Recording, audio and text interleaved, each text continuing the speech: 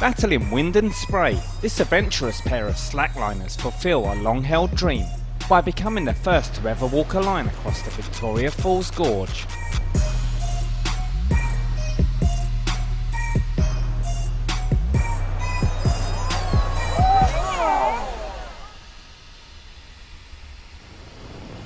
Lucas Imler and Reinhard Kindle took more than 2 years to plan their trip to Victoria Falls in Zimbabwe.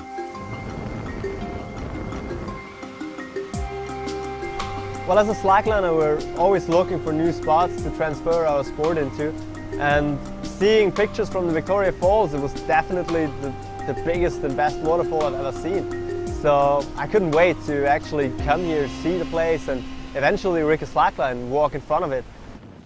But their first challenges would come before they'd even set foot in Africa.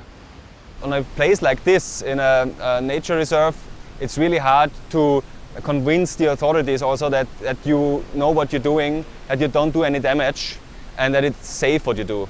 So that was a big challenge to convince the people here that we can do this. And it's really cool to have the trust that we allowed to do this. On reaching their crossing point, first they had to bridge the 100-metre wide gorge using lead weight, fishing line and a large slingshot.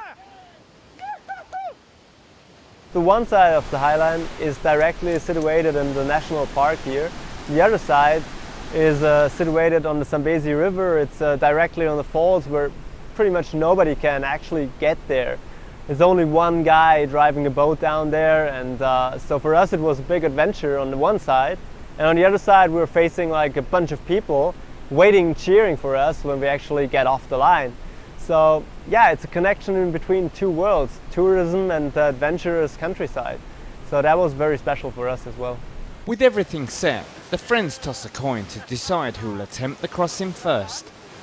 Kindle wins and steps out onto the line.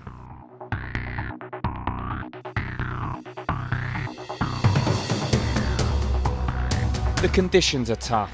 Wind and spray impair his vision and shake the line. Optically it's difficult because the spray comes from the side, and it's like waves, they try to drag you, and obviously the webbing is very heavy because it's soaked with water. He falls several times as Lucas looks on anxiously. But eventually makes it to the other side. Next it is Lucas's turn. The very special thing about slacklining is that it's a dynamic balance. It's not a tight rope, it's not something which is fixed or like stable. It's a dynamic webbing which is movable in every direction. So it's a great challenge to find your way, find the way of the swing and find the balance on it to finally walk it and cross it. He makes the crossing look easy, even stopping to perform a balancing trick halfway across, to the delight of the gathering crowd.